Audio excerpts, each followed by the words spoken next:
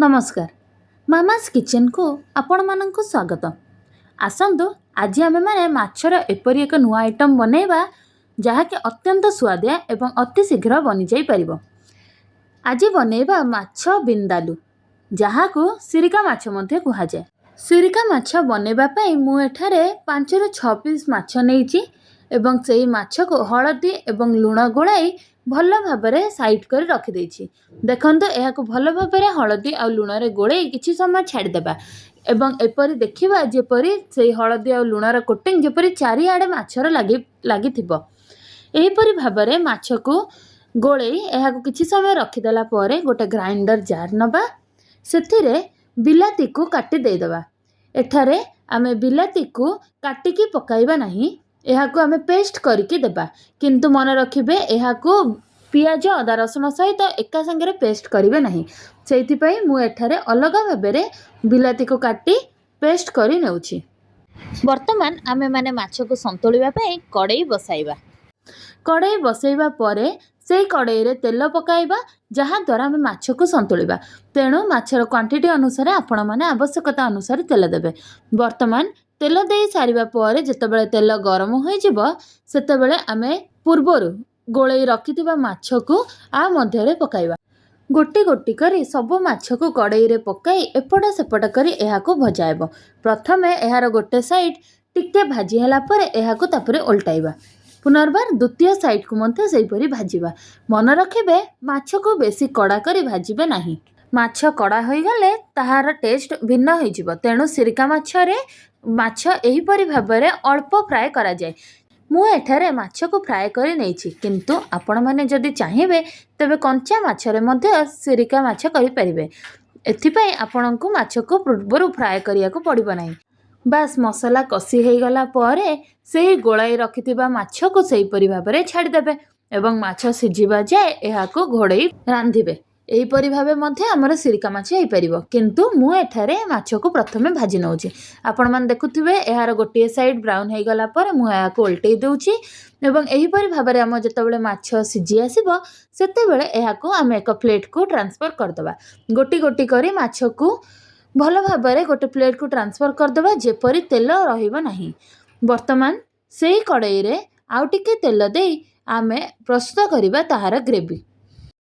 तेल गरम हो गला परे सेथिरे अदा रसुण पेस्ट पकाइबा। मने रखिबे एथिरे पियाज पड़िबो नाही। तेणु करी मु एठारे केवल अदा रसुण पेस्ट पकाइछि।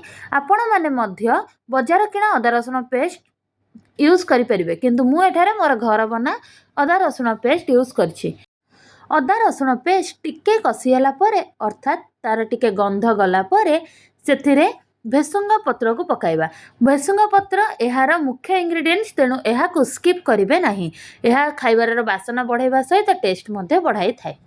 मसला आउ टिके कसी हे गला परे सेथिरे आमे लूण पकाइबा। लूण आपण माने आपणकर स्वाद अनुसार पकाइबे। एहा परे एथिरे हळदी गुंड, लंका गुंड एवं जीरा गुंड पकाइबा। पकाई मसला को भल भाबरे कसिबा। जे पर्यंत मसला तेल छाड़ी नाही से पर्यंत एहा को आमे भल भाबरे कसिबा। आजिर बना जाउथिबा सिरका माछ एते सहज प्रकृति रे एथरे अधिक इंग्रेडिएंट्स मध्ये दरकार नाही। मु जेतिकी मसला कहले आमे सेतिकी ही यूज करिबा।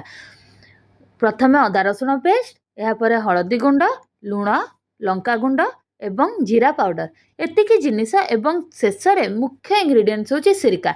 सिरिका पकाई देले माछ सिरिका रेडी होई जिवो। मसला को भल भाबरे कसिला परे एथरे मु टिके पानी देई एवं एहार ढांकुणी दे एहा को घोड़ाई किछि समय कसिबा पई छाडी देबा। मझिरे मझिरे ढांकुणी खोली भल भाबरे चेक करिबा जेपरि हमर मसला कसी होई तेल ऊपर को आसी जिवो। मसला आउ टिके कसी हे गला परे एथिरे आमे ऐड करिबा पूर्वरु पेसी रखिथिबा टमाटो प्यूरी। टमाटो प्यूरी को पुनर्बार से मसला रे पकाई एहा को भल भाबरे घांटी एहार ढांकुणी को बंद कर दबा। बंद करी एहा को किछि समय पर्यंत छाडी दबा। पुनर्बार जे पर्यंत हमर मसला भल भाबरे कसी होई नाही। वर्तमान आपण मान देखि परथिबे हमर मसला भल भाबरे कसी हो जाईछि एवं एहार तेल मध्ये ऊपर को आसी जाईछि। ठीक एई स्टेज रे भाजी होई रहिथिबा माछ को गोटा गोटा छाडी दबा। सिरिका माछ रे बेसी ग्रेवी रहे नाही। केवल अल्प टिके पानी देबे जे पर्यंत माछटी केवल फुटिबो। एहा केवल जुकजुकिया होई रही थाए जहा कि भात सहित लगे खाइबा को अत्यंत स्वादिया लागि थाए। ମାଛ ଗୁଡ଼ିକ ମସଲାରେ ଦେବା ପରେ ଏହାକୁ ଘୋଡ଼ଣି ଦେଇ ଢାଙ୍କି ଦେବା। ଅପେକ୍ଷା କରିବା ମାତ୍ର 2ରୁ 3 ମିନିଟ୍ ପର୍ଯ୍ୟନ୍ତ। 2ରୁ 3 ମିନିଟ୍ ହେଇଗଲେ ମାଛକୁ ଓଲଟାଇ ଦେବା। ଅଧିକ ସମୟ ମାଛକୁ ସେହିପରି ଭାବେ ରଖିବେ ନାହିଁ କିମ୍ବା ଆମେ ଏହା ପରେ ଆଉ ଅଧିକ ସମୟ ଏହାକୁ ରାନ୍ଧିବା ନାହିଁ। ଏହାକୁ ଗୋଟା ଗୋଟା କରି ଓଲଟାଇ ଦେବା। ଓଲଟାଇ ଦେବା ପରେ ପୁନର୍ବାର ଏହାର ଢାଙ୍କୁଣୀକୁ ଆମେ ଘୋଡ଼ାଇ ଦେବା। ବର୍ତ୍ତମାନ ମାଛର 2 ପଟ କୁକ୍ ହେଇଯାଇଛି। ଏଥିପାଇଁ ଆମେ ଢାଙ୍କଣା କାଢ଼ି ଏଥିରେ ଅଳ୍ପ ସିରକା ପକାଇବା। ସିରକା ପକାଇଲା ପରେ ପୁନର୍ବାର ଏହାକୁ ଢାଙ୍କିଦେବା। ମାଛର ପରିମାଣ ଅନୁସାରେ ସିରକା ପକାଇବେ। ବର୍ତ୍ତମାନ ଦେଖନ୍ତୁ ଆମର ମାଛ କିପରି ଫୁଟୁଛି। ଏହିପରି ଭାବରେ ଯେତେବେଳେ ସିରକା ମାଛ ଫୁଟିବାକୁ ଆରମ୍ଭ କରିବ ଠିକ୍ ସେହି ସମୟରେ ଗ୍ୟାସ୍କୁ ବନ୍ଦ କରିଦେବେ ଏବଂ ଏହି ମାଛ ତରକାରୀକୁ ଏକ ବୋଲକୁ ଟ୍ରାନ୍ସଫର୍ କରିଦେବା। ଦେଖନ୍ତୁ କେତେ ସହଜ ଆଉ ସୁଆଦିଆ ପ୍ରସ୍ତୁତ ହୋଇଗଲା ଆମର ସିରିକା ମାଛ, ଯାହାକୁ ମାଛ ବିନ୍ଦାଲୁ ମଧ୍ୟ କୁହାଯାଏ। ଏହା ଭାତ ସହିତ ଖାଇବାକୁ ଅତ୍ୟନ୍ତ ସୁଆଦିଆ ଲାଗେ। ତେବେ ଏହି ଆଇଟମ୍ ଆପଣମାନେ ମଧ୍ୟ ଘରେ କରି ଖାଇପାରିବେ।